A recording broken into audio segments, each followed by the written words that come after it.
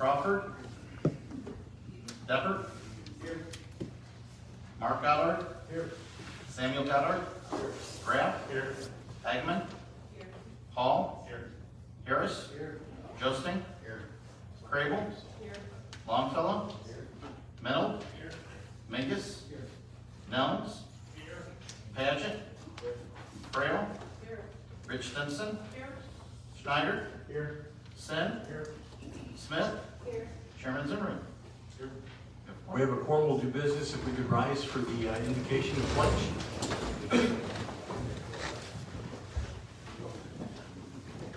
Heavenly Father, we humbly come before you tonight as we deliberate the county's business.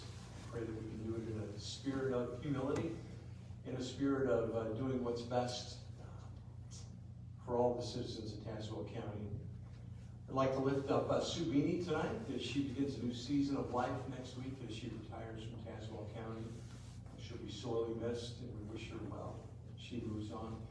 I'd like to lift up Libby Asherman at Animal Control. She lost her father this last month. I pray that as the great comforter that she can feel your peace as she goes through this difficult time. And I lift up the Covenant School children and parents in Nashville, Tennessee, that even though we don't understand the evil we see in this world, we know that you're a sovereign God and you take peace in that. Thank you for these board members. I pray that you give us wisdom tonight as we debate these issues. Thank you for our employees and what an awesome job they do for us. We just thank you for them. And thank you for the citizens, Father. I pray that the decisions we make tonight honor them and are what's best for all of us involved. We love you, Lord, and we pray all these things in your name. Amen. Amen. I pledge allegiance to the flag of the United States of America and to the republic for which it stands, one nation, under God, indivisible, with liberty and justice for all.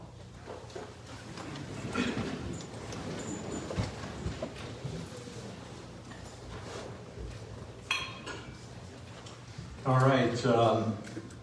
Communications from the public and county employees. We have 3 tonight. I'd like to start out with Deborah Montgomery.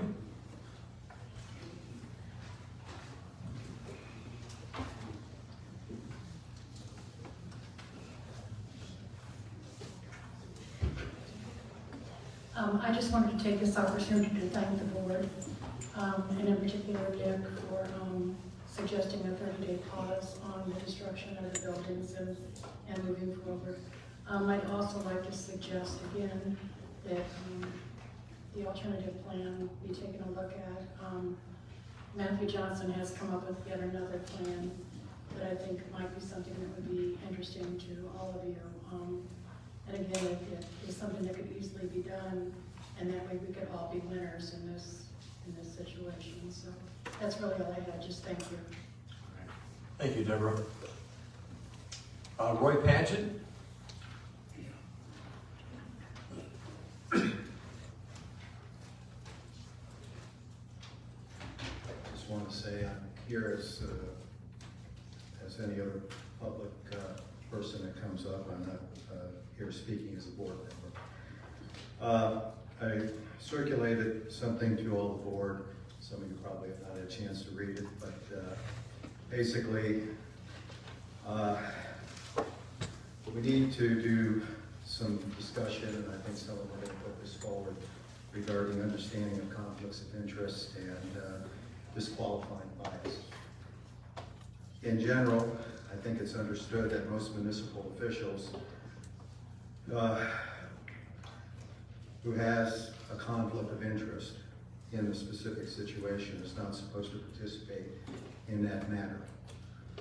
In Illinois, we see this type of thing all the time, and I had personally found out that it practically takes an act of God to get anyone to pay attention and actually take steps to fix such problems.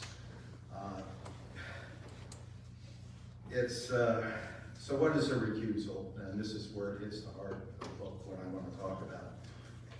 Recusal is when an official decides not to participate in something when they have a conflict of interest. The word is recusal. recuse is to remove oneself as a participant for the purpose of avoiding a conflict of interest.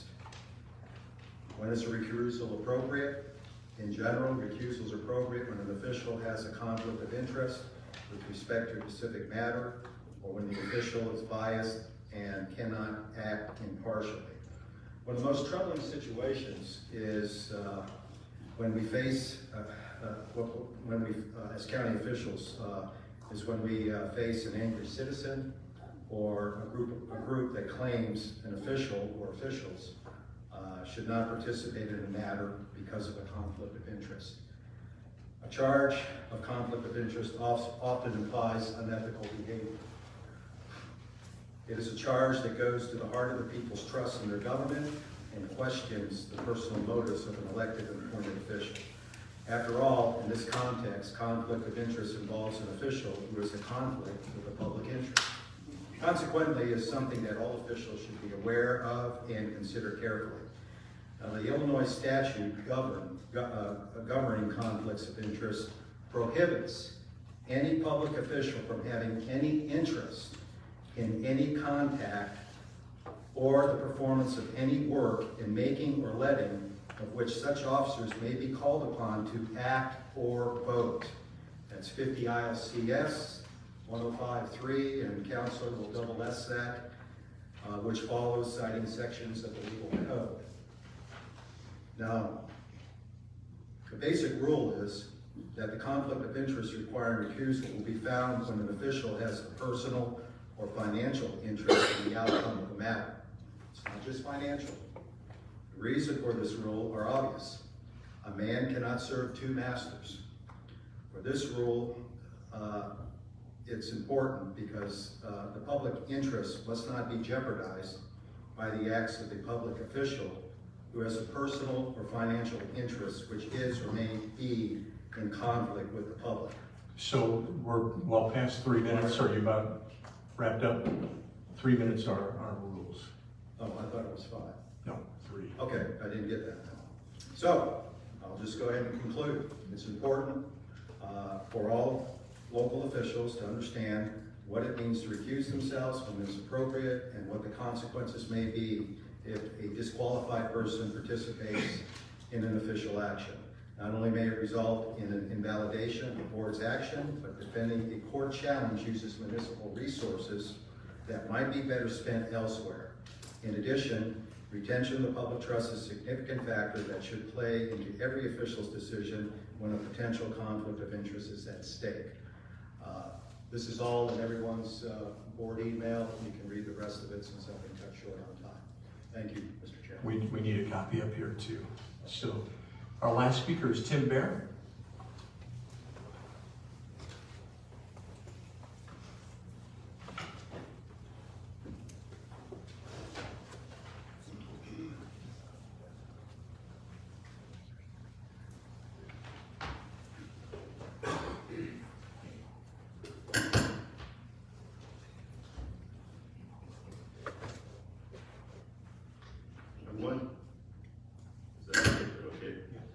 I want to begin by noting that I have attended many Tazewell County Board meetings for most of a year now, and have observed that these meetings begin with a public prayer that acknowledges a higher power that sees all things.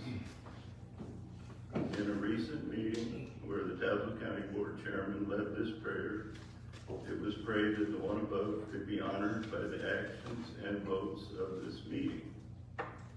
I want to state my approval of this prayer.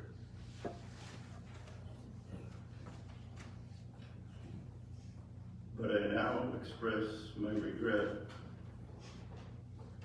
at the illegal actions of the Tazewell County Board Chairman concerning the vacancy of the Tazewell County Board member seat was filled.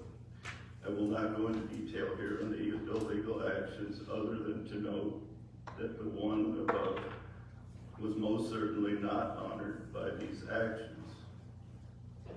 I further note that these illegal actions were expressly aimed at making sure that the UCTC WEX ordinance was defeated, as the board chairman knew how the new member would vote on the WEX Wax ordinance due to his position as Tazewell County Farm Bureau President. I have spoken personally with the new board member, Michael Duffert, and am satisfied that he was unaware of these illegal actions and did not knowingly participate in illegal activity. And I'm pleased to note that Michael Duffert was conflicted about this vote, recognized the conflict of interest, and sought legal counsel from Tazewell County staff, where he was wrongly advised that he could not abstain from voting, that he must vote yes or no, and, quote, "we hope you vote no," end quote. I express my regret that the one above was again dishonored by those who knew better and put winning at all costs above doing what is right. I now want to encourage the Tazewell County Board to do the right thing and nullify the illegal activity just described, and then start over on filling the board member vacancy by following the law. For myself, as a member of UCTC, I am thankful that it is important to the UCTC that we do things right. I am very disappointed that not everyone wants to do what is right. In fact, I recently heard that a current Tazewell County board member, after it was explained to him of these shenanigans, he was okay with it because his side of the vote won, even though the win was only because of this illegal activity. Even though I want the UCTC Wax ordinance to pass, I personally want no part of winning at the cost of doing what is right. Thank you in advance to our Tazewell County board members for your consideration of these important matters. So I'm not gonna let that one go unanswered. You can always call me, Tim. I've made 15 appointments in my time as every one of them has been the same. There's 6 members on this board now that I've appointed, and to use the word illegal, I find rather offensive. You're more than willing to talk to me anytime you want, Tim, and I can explain the process, but to stand up here and accuse me of something illegally, I think maybe you should just look at your conscience also. And we're not going to get into a debate. That was public comment time. I just want to add that I did read the statutes and how that is to be done. All right. We have 2 presentations this evening. Our first one is Chris Setti from the Greater Peoria Economic Development Council.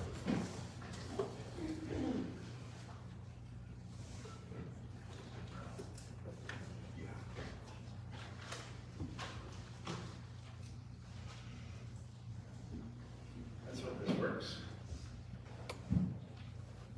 Good evening. It's a pleasure to be here. Thank you in advance for the investment that the Tazewell County Board has provided to the Greater Peoria Economic Development Council for as long as I think the GPDC has been around. So I very much appreciate the opportunity to give you a brief overview of some of the work. Some of you are new faces to me. I might be a new face to you. So my name is Chris Setti. I am the CEO of the Greater Peoria Economic Development Council. We provide economic development planning and programming services for a 5-county area, including Tazewell County, but also Peoria, Woodford, Mason, and Logan counties. We've been in existence for 41 years now, providing these sorts of services. We are tapped by the U.S. Economic Development Administration on the planning side to be what's called a district organization. And that really helps us to not only create an economic development plan, which is called the Comprehensive Economic Development Strategy for this entire region, but also then to go about implementing that plan.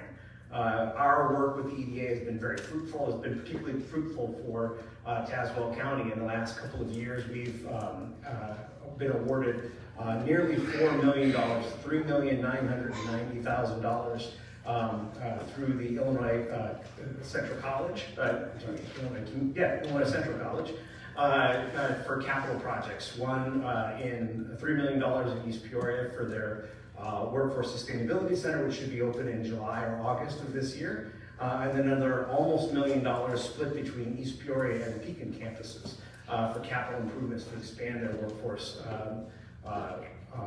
workforce capabilities around welding and HVAC and over-the-road truck driving. I have a team of 8, plus a number of contractors and consultants. I think my friend Jim Cummings, who is a contract grant writer underneath the umbrella of the GPDC, has worked with you guys for years on some of your CDBG projects. We have 5 major areas, and I'm gonna, we do a lot of work in the last year, and this is based a lot on our 2022 annual report. And I think Mr. Zimmerman may have given you some postcards at our last meeting that that you could scan, and you could find out more about what we did. But I'm gonna try to limit this because you've got, I'm sure, a long meeting ahead of you, and just kind of point out some highlights of what we did in the last year in each of these areas. So we have 5 programmatic areas outside of the planning work that I just talked about. And the number one of them is business attraction. It's the thing that we're probably, that people think about us the most, and being the marketing arm of the region. So my director of workforce attraction is actually in San Antonio today at a conference of site selectors. These are corporate management consultants who work with companies that are looking to relocate or expand their operations. And she is tasked with building relationships with these people so that when they have an opportunity, they think about us. So one of our successes, this is actually not really a success from last year because it's been a 3-year project, was working with Amazon on the distribution facility, the fulfillment center in North Pekin, so something directly impacting Tazewell County. I will never take sole credit for that work. We were part of a big team that included Tom Camper from Josephine Camper Real Estate, Mayor Flowers, and the folks of the village of North Pekin. But that's some of the work that we did to kind of help with that particular project. But we're always marketing projects and building those relationships. Those site selectors are very, very important. And last year we were able to bring in 2 groups of site selectors. These are people that are every day making decisions or helping their clients make decisions. And Peoria, and the Peoria area, I should say, is really just a place on a map to them. But if you can bring them here, just like any of you who go and visit someplace, you know it a lot better. So by organizing these familiarization tours, we're able to get these 6 different companies, 6 different representatives from 6 different companies to know what our strengths and our assets are in the region. So that's really important work that we do on behalf of everybody in the region. Business assistance is always really important. About 80% of your jobs actually come from the businesses you already have. And so many of you know Sally Hanley. She has worked for the EDC for nearly 30 years now and is an amazing asset that we have in our community. One of the big successes from this last year was working with our friends at the Tri-County Regional Planning Commission, of which you are also members, to reinvigorate the Heart of Illinois Regional Port Authority, which is a creation of state government. It was actually created almost 15 years ago, but it's been dormant for the last 10 years. We have this amazing asset in our community, which is the Illinois River. Runs through 4 of the 5 counties that I cover, that GPDC covers. And we need to be able to maximize and leverage that asset, because it's not only is it a beautiful natural resource for us, but it's also a potential commercial resource. So by reinvigorating that, through the help of the Illinois State Legislature, we were able to get $500,000 to help operationalize that port authority, and then additional money for a master port plan that is going to be underway here in the next couple of months. So some really great work that's being done there. I did also want to mention just very quickly about our work under COVID. Since the beginning of COVID, and we're not an organization that tends to work with a lot of small businesses. It's just not, that's what our local economic development and our chambers of commerce. But when COVID happened, a lot of the pain was felt by our smallest businesses, our bars and our restaurants and our retail. And over $5 million worth of grants were delivered with the help of the EDC in particular. At this moment, and next Wednesday, a grant application will open from the state of Illinois called the Back to Business Grants. This next round specifically for restaurants, hotels, and the creative arts. And so our organization is right in the middle of that, helping provide outreach and technical assistance to businesses. So, and we work with our chambers and other partners, but if you know of a small restaurant, hotel, and creative arts is very broadly drawn to include museums, performing arts venues, and artists that didn't get any sort of assistance in these first rounds of assistance, please have them reach out to us. We have a website that's dedicated to this. It's gpcovid.com, and that's what we're here for, is to help your businesses get the assistance that they might need. Workforce is an incredibly important part of the work of economic development, maybe more so now than ever before. And anyone who has talked to a business owner lately and asked what's your barriers to growth, they will tell you that what they don't have is enough people to do the work that they need to get done in order to grow. So our organization works in that space between the employers and the workforce development system. The thing that I might be most proud of in the work that we do, and we're working every day on Workforce Solutions, is our Career Spark program, which is really about career exploration. We partner with Junior Achievement, and every year we host an in-person career exploration opportunity for every 8th grader in the region is invited. We had 4,200 8th graders come through the Peoria Civic Center and get hands-on experience with everything from public safety to agriculture. Really impressive event. It had 400 or 500 volunteers that work on this. We actually added something for high schoolers called Career Spark Your Hire, which is a digital online version of the same thing, but it's really geared towards jobs. And we've had over 5,000 high schoolers, many of them obviously from Tazewell County, log on already and be able to interact with companies that are looking to hire students right now. Innovation and startups, another area that we're working on. The biggest the biggest project within this is Distillery Labs, which you might have heard of. I happen to be currently serving as the interim executive director of Distillery Labs for probably another few months. This is a physical space that will be in downtown Peoria, but it's really the center of the region's startup activity, and the programming is happening right now. And if you think here in Tazewell County that a physical building that is in downtown Peoria means nothing to you, I would tell you that you're wrong, because the programming is for the entire region. And just recently, a Morton-based company called Sparkler, who went through one of our Distillery Labs programs, was connected to another program in which they're getting a $100,000 investment through what's called the Generator Education On-Ramp Accelerator program. That only happened because they were able to come through our program first. So it's very relevant. When we're talking about ag tech, which our friends at the Morton EDC are helping us lead, Tazewell County is very well positioned to be a leader in agricultural technology. And then finally, in terms of rural outreach and development, I think right after me, you're hearing from the University of Illinois Extension, and my employee in this area, Kathy Brown, worked for them for 41 years. There's a row in the back there. I thought I saw you earlier. So I have probably the most senior and experienced economic development team in the world, between Sally Hanley and Kathy Brown, with almost 70 years of experience between them. I've got about 20 years, so we're approaching 100 years of experience between 3 employees. But we're really working there with your smaller communities.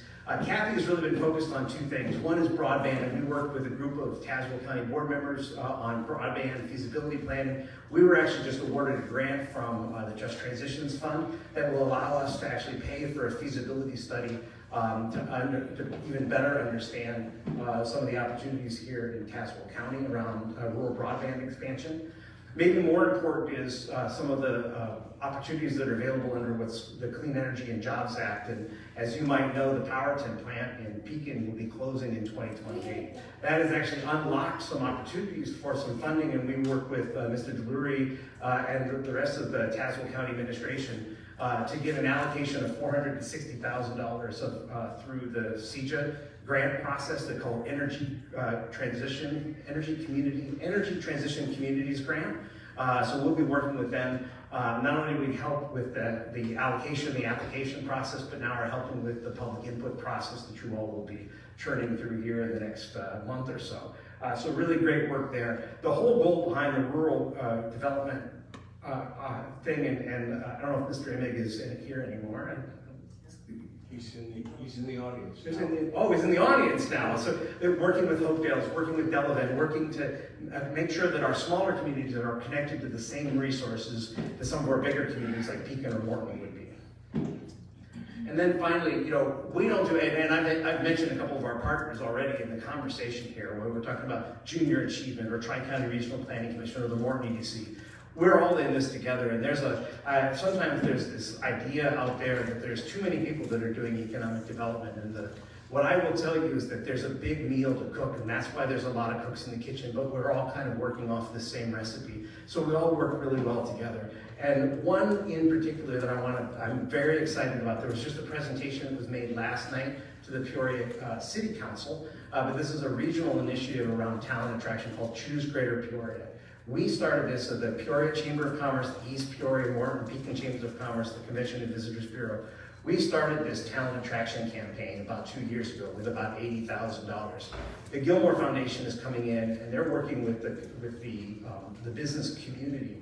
And they're putting about $1 million on the table for a marketing campaign to talk about how great our region is to the rest of the world. Sometimes that is to convince ourselves that we're living in a great place. And sometimes we are our own worst enemy. So it is a branding campaign, but it is also a very ambitious marketing campaign. And our organization is very much involved in that. And I think you will benefit from that as Tazewell County, because it isn't about living in one particular area, it's about living in the region and taking advantage of all of these things that we have. So with that, I like to always say that I am infinitely reachable. Many of you know me. If you don't know me, you could certainly find somebody that does, and I'm more than happy to take questions now, but I'm always available, and my staff is always available, so if there's anything that we can do. We are your partners in economic development, and it's been a pleasure to start working with Mike on this, and David's been on our board for a long time as well. So thank you so much for your investment, and I'm happy to answer questions or yield. I'm probably over my time, so I have no time to yield, I'm sure. Any quick questions? Otherwise, take down the phone number and give him a call anytime. So, Chris, thank you so much. I appreciate it. All right, one more presentation, and I think Chris introduced him already. Earl Allen from the U of I, and he has a couple staff members with him.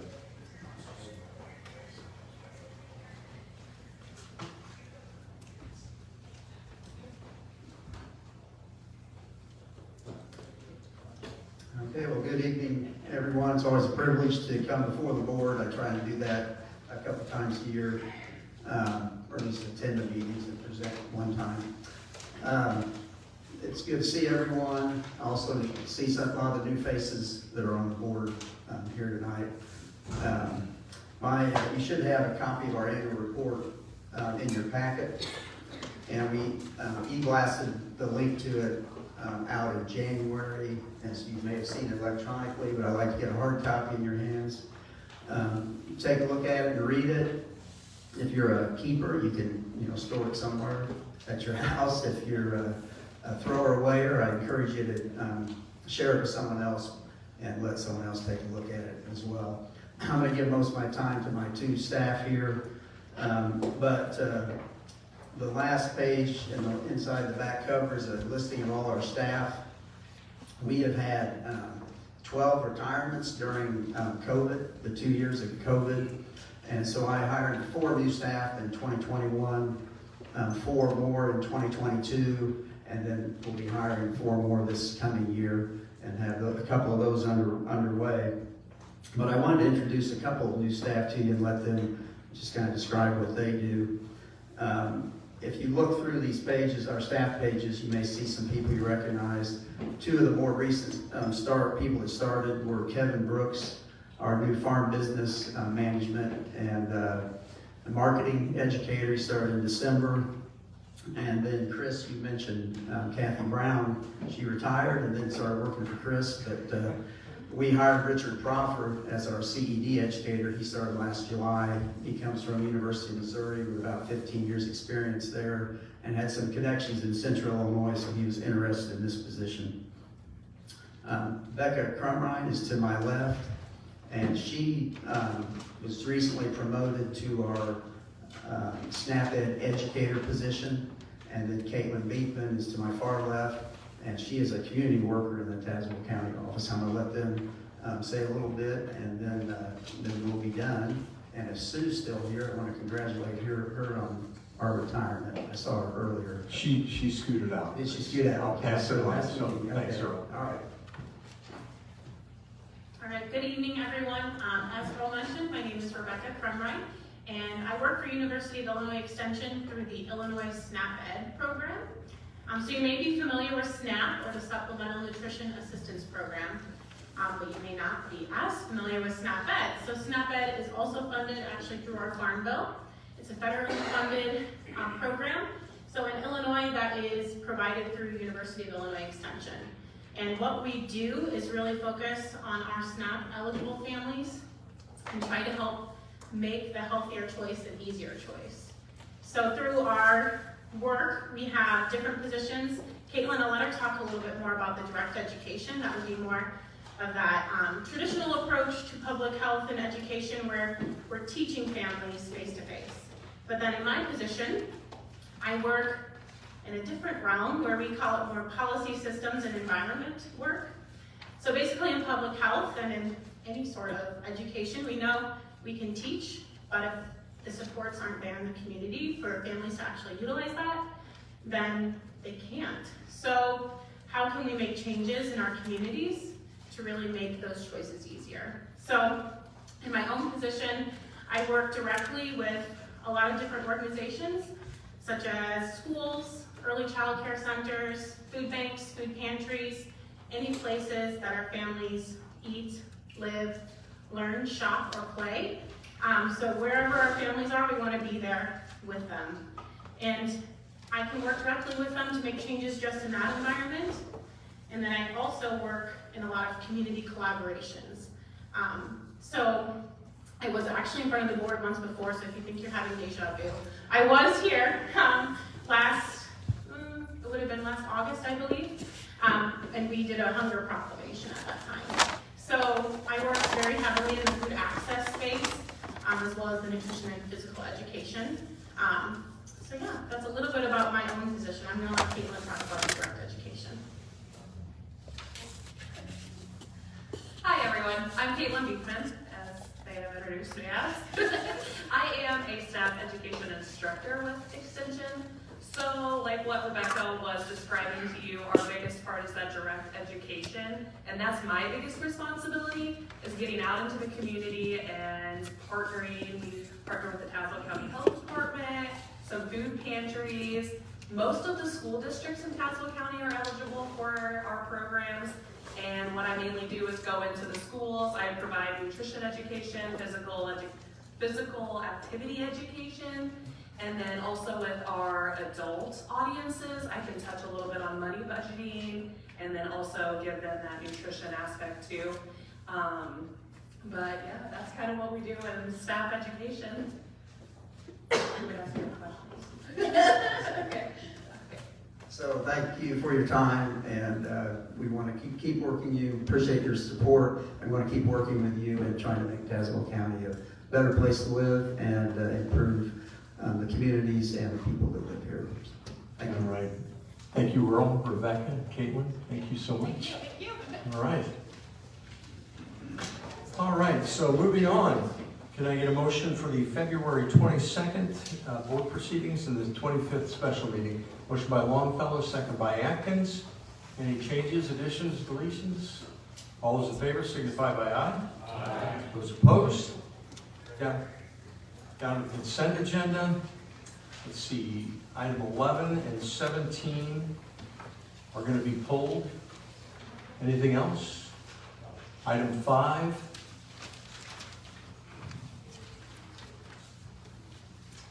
Can I get a motion for the remainder? Motion by Rich Stimson. Yeah.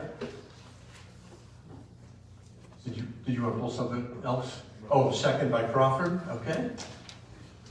All those in favor signify by aye. Aye. Those opposed?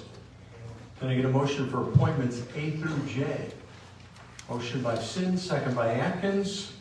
Mr. Chairman, I am fine with seconding it, but I raised my hand because I need to be reflected as abstaining. on E2337. Okay. I represent the Central Illinois Agency on Aging in my firm. Okay, great. All right, all those in favor signify by aye. Aye. Those opposed, so noted, Bill. Back to the agenda, item 5, can I get a motion for HS 2317 to get it on the floor? Motion by Graham, second by Jostin. Actually, go ahead, Nick. Thank you, Mr. Chairman. I asked for this to be pulled. I had heard some discussion, probably when we were working on the budget, or maybe after, I don't recall when, that we seem to be subsidizing the city of Pekin's contributions to the animal control, and I'm not against passing that at this time, but I just would like to have some understanding, or maybe have the committee look at how fairly we do this assessment.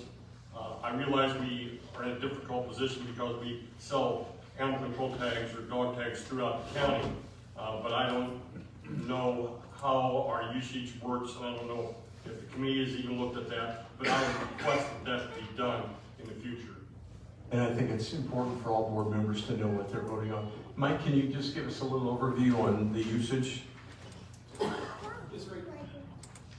Yes, right now, for the current animal control contract, it's recommended at a cost of $48,703 for the animal control calls, where there's a request for the service for an animal control officer to come out to a service of Pekin. It's 40% of our call volume right now for animals housed that are actually in the unit that they pick up within Pekin or that are dropped off by a City of Pekin resident. That is currently 45% of the animals that come in and are housed. And so from a point of comparison, our current budget for animal control is $610,000. So we're charging a cost of 8% of our direct cost. And so usually when you do fee studies too, there's a lot of indirect costs that you would also associate from the state's attorney's time, maintenance.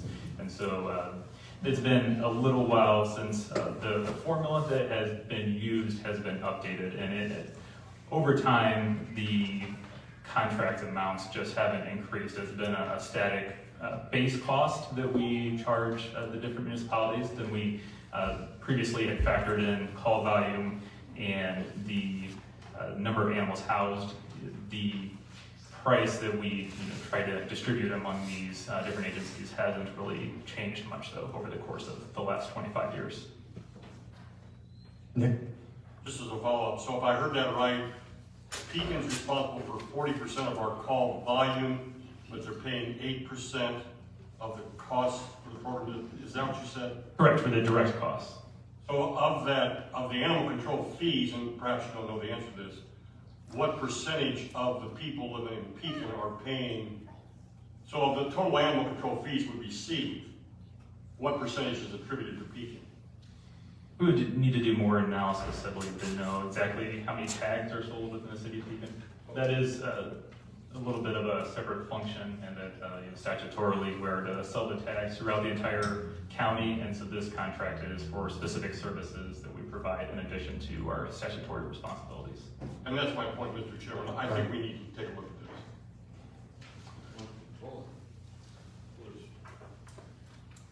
this. It's on the floor right now. So I just wanted board members to be aware of that. We can pass this and address it next year at budget time, but I think it's important to understand that animal control for the most part is self-sustaining. So the revenue has to cover the cost of doing business out there. And so I guess for lack of a better word or statement, the other communities are subsidizing Pekin in this regard, so. Russ? Mr. Chairman, not only the other communities who pay in to the Animal Control Fund for their appropriate amounts subsidizing Pekin, but because there are other tax dollars throughout the county that also end up subsidizing Pekin. So it's wholly unfair. I plan on voting no. Greg?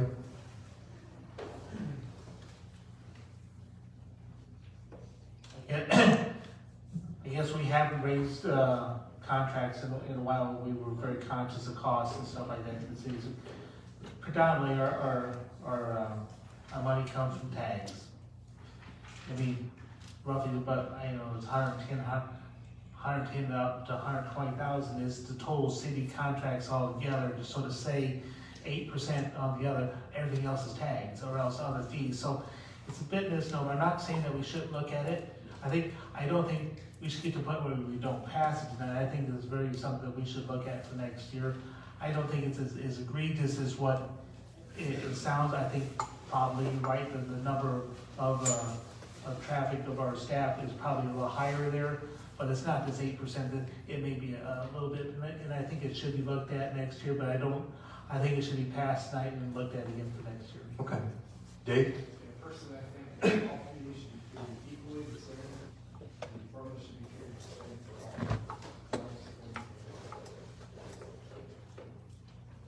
Any other comments? Nick? Well, in all fairness to the city of Pekin, I don't know that the city of Washington or Morton or anybody else isn't out of whack. I just heard some things about the city of Pekin, and that's why I asked the question. But East Peoria may be wrong too. For us to single out Pekin tonight, I don't think would be appropriate. That's why I didn't do that. That's why I didn't do that. Greg? How did they come up with this amount? I mean, I don't know, I understand the process, but how did we come to this agreement, this amount? Yeah, so there was an original formula that was created some time back where it was, there's 3 components. Initially, there was a per capita price of 46 cents.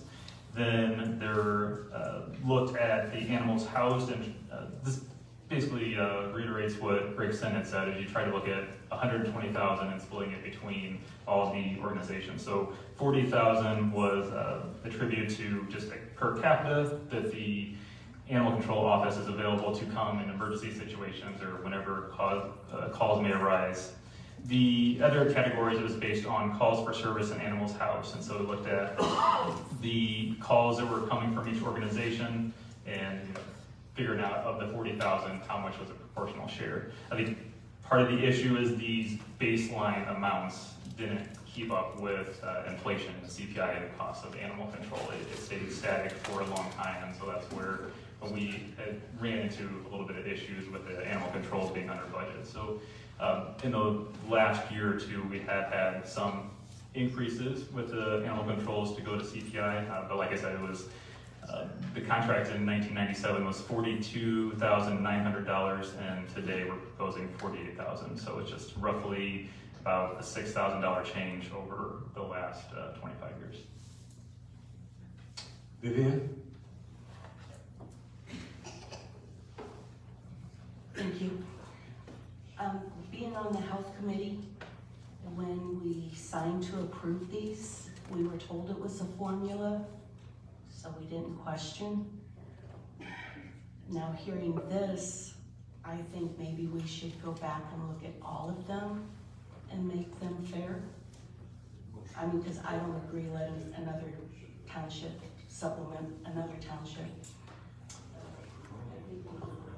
We may have to do that next year because we've already passed most of our animal control contracts here. Oh, okay. So Max and then Mike? So going back to what you said about the contracts being about the same for the last 25 years, are you saying that the county has been unfairly subsidizing Beacon for the last 25 years because they are the largest municipality in our county and presumably they would have the most amount of calls? I would say under the scope of intergovernmental agreement, the county board has continued to minimally increase prices for Pekin. And when you look at what the percentage of this, 120,000, what that looked like back then compared to today, that certainly doesn't recoup as much cost of the animal control services as it used to. So that we can agree that there has been some subsidy of Pekin over the last 25 years. Yes, for 48,000 for the contract price, with the employee costs all considered, that'd be usually less than one full-time person, and it certainly takes more time than that for the services that are provided.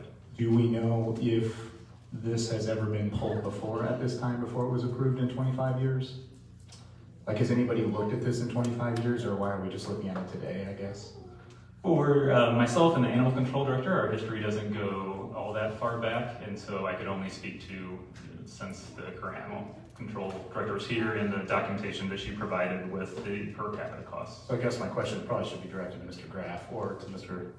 Crawford over here, whether or not this has been reviewed at this time when it was already passed in committee, or we're just doing it now for whatever reason, I don't know. We're just doing it now because we're just looking a lot closer at some of the things in our relationship right now. Yeah.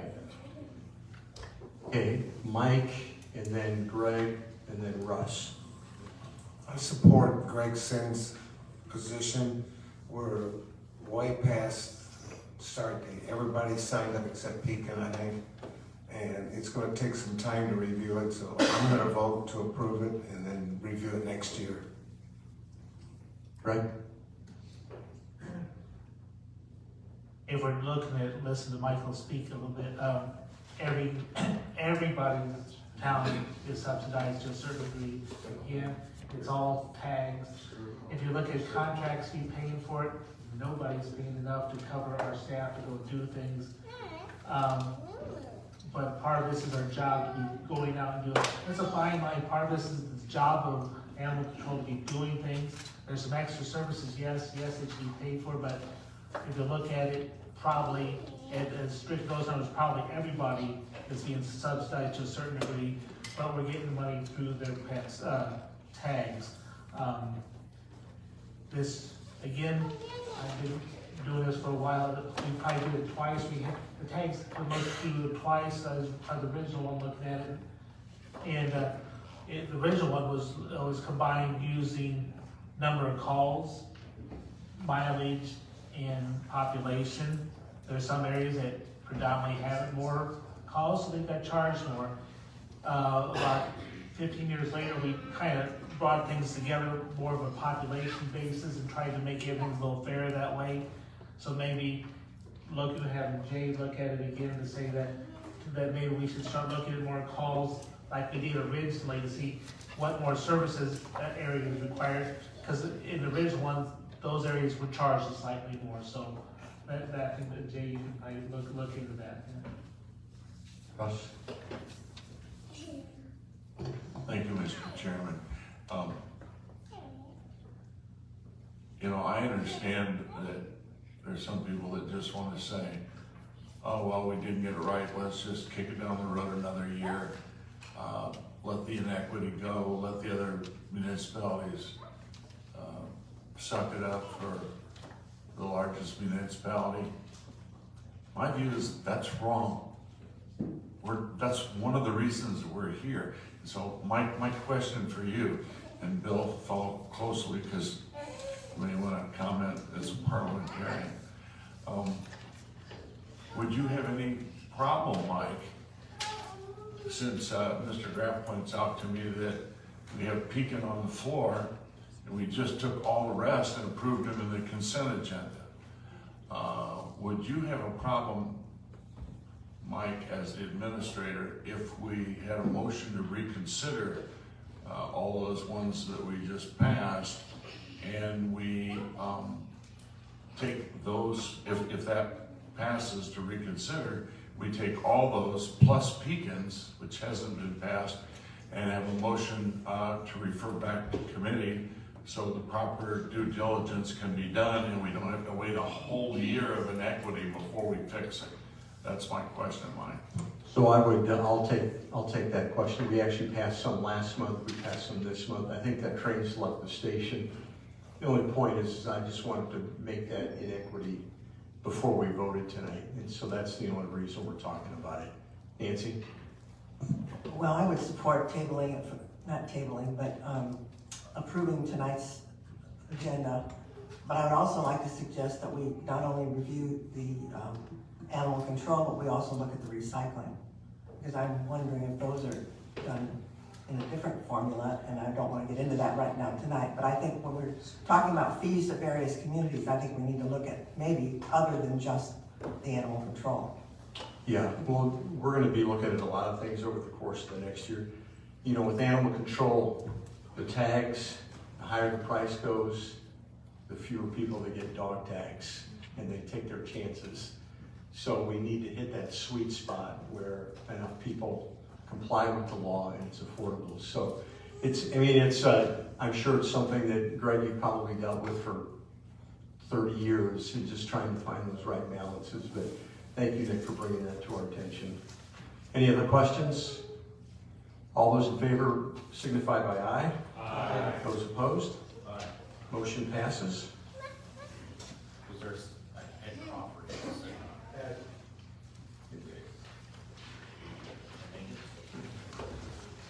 All right, moving on. I'd like to get a motion to get this on the floor, then we're going to send it back to committee. Item P2303, can I get a motion to get this on the floor? Motion by Mennel, second by Crawford. Can I get a motion to send this back to committee? I think there's been some confusion. Motion to send it back by Crawford, second by Longfellow. There's been some confusion on what's with their bidding process. Are we bidding apples and apples? So all those in favor of sending this back signify by aye. Aye. Those opposed? Was it no? Yep. Got it. Okay. Abstain?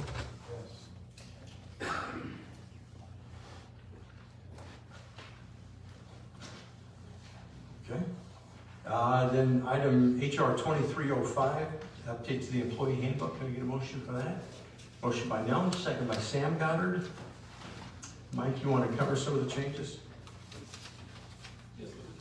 Yes, within the packet, there is a listing of the changes that have happened. Let me get that page real quick.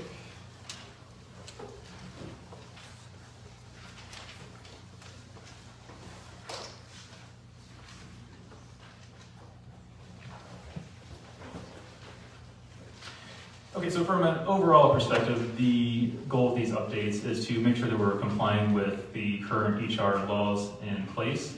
And it was also to incorporate all the resolutions that have passed from the board that were inserted as separate resolutions rather than included in the body of it. And that also included several policies that were more so included at the end rather than directly included. So at the beginning, a few of the definitions have been updated. This year, there's a new act called Crown Act to create a respectful and open workforce for natural hair. So Section 2.3 incorporates it. There are a couple areas that are highlighted in here that we're going to come back to look at. That'd be the Position Evaluation Committee that has stopped forming, and we're currently having Korn Ferry directly grade the positions that come through. In the harassment policy, there's been several, that section was made so that it's incorporated and it's not just a standalone version. New to this year is a 1-day rest and 7 act, that's in 7.1. There's a couple minor changes to a few of the items. The travel policy was incorporated. Language was updated as far as vacation days to match the current policy. On a few family members were added to the bereavement leave policy to be in compliance with state law. A couple other sections that were added were the Blood Donation Leave Act, the Illinois Voting Law, and the Illinois Family Bereavement Leave Act. We also added the Victims Economic Security and Safety Act, VESPA. In the health insurance and the dental insurance area, we updated it to include that any employee working at least 30 hours is now entitled to be on insurance. That has been current policy, so it's just updating the language to match the requirements. We added some additions to the vision plan and removed the credit union section that isn't anymore applicable. We're removing the employee recognition and awards section for now. That policy hadn't been in place, and we're working internally to find out, to work on a better practice and policy to bring forward to the board. There's a few policies that we still plan on reviewing, and those are incorporated here, the alcohol and drug testing, and there's a standalone vehicle policy in here. And finally, the technology policy and the identity protection resolution were more formally included into the handbook. And there is one item that we'd like to make a change to.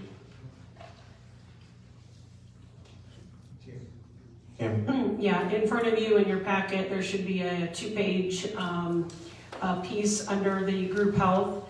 If you go down to the section 8-9.17 life insurance, there's a sentence in red that the working a minimum of 35 hours and the life insurance differs from the health insurance. So that needs to be amended. Are you making that as an amendment? Yes. Okay, is there a second to that amendment? Second by Kriegel. Any questions on the amendment? All those in favor signify by aye. Aye. Those opposed? Back to the manual as amended. Any other questions? Nick? Thank you, Mr. Chairman. In committee, this was, the question was asked if this had been totally vetted by appropriate attorneys, and I think Mr. Delury was going to get back with the board and let us know the answer to that. Yes, it was reviewed internally by Mike Howley, and we're still working on a quote for external counsel to see what that cost would be.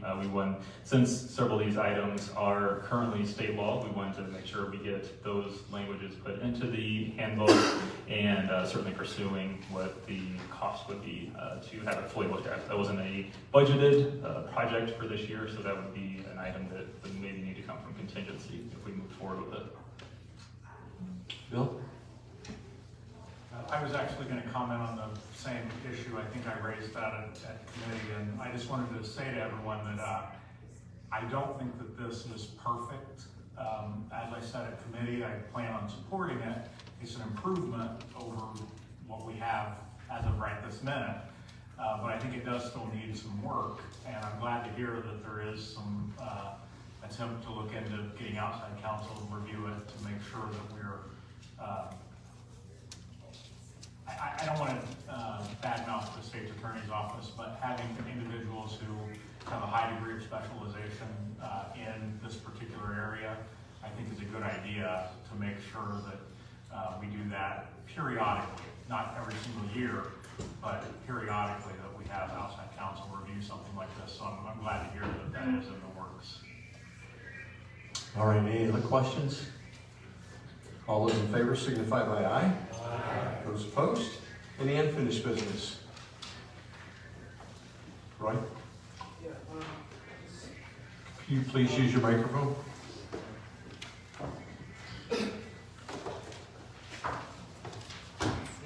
Yeah, a couple of things, perhaps on the Open Meetings Act. I'm a little concerned because we invite the public to express their compliments, dissatisfactions, etc. If we make it a practice to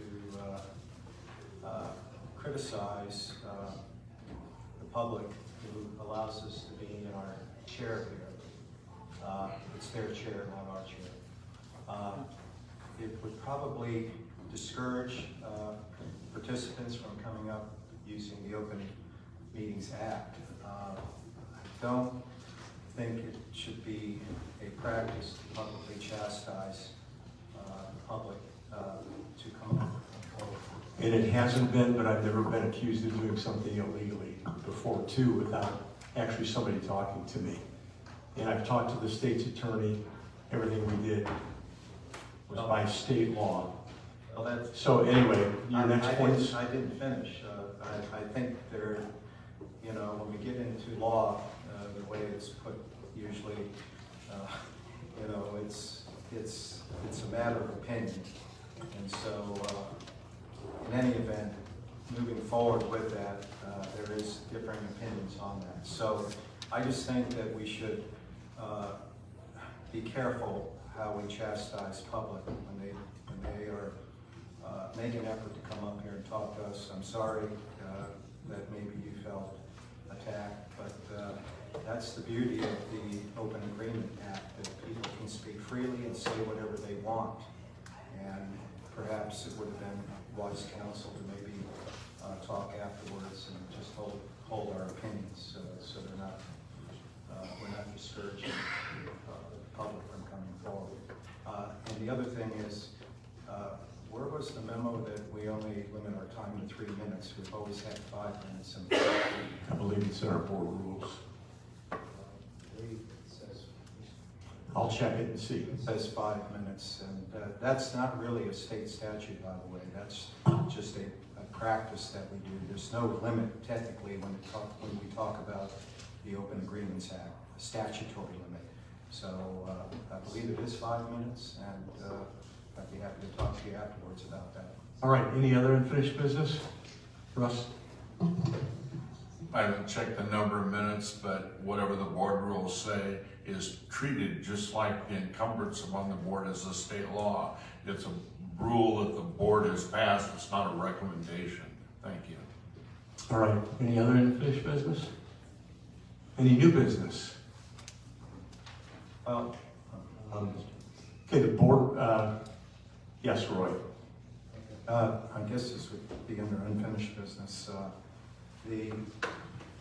How are we going to go forward in the selection process so it's perfectly clear whenever we have a vacancy? I did speak to the Democratic chairman of Tazewell County, and they're very happy with how you go about in collaborating with them. They're happy with the choices they put forward. There's a collaboration. Ms. Miller, who was prior to Jason Bisbin, they're all extremely happy. I would like to know if we could possibly have the same kind of collaboration when it comes to the GOP party. Is that something that we could maybe get on an equal footing on?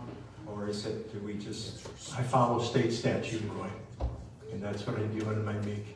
We're currently rewriting the rules, so there's a rules committee that's formed, and we can make changes there. So,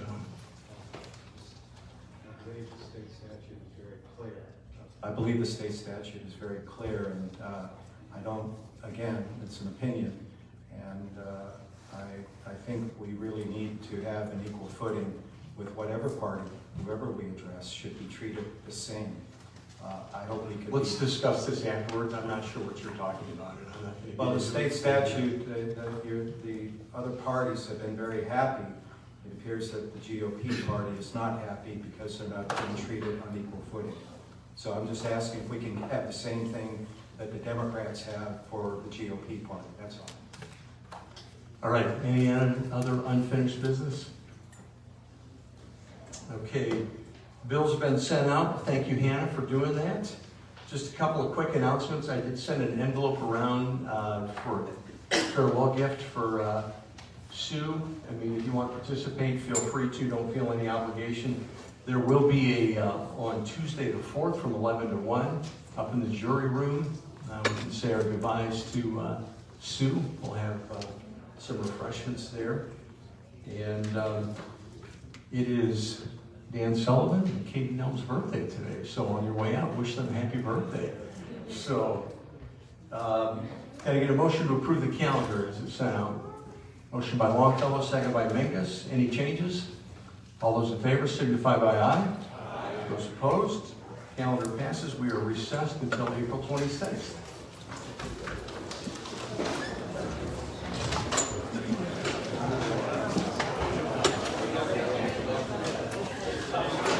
All right. Well, was it entertaining enough for you? Yeah. Now you can figure out how to get out of here.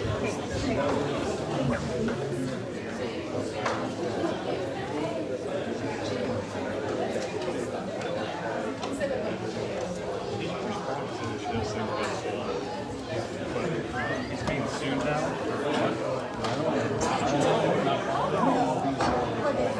I've seen your picture. I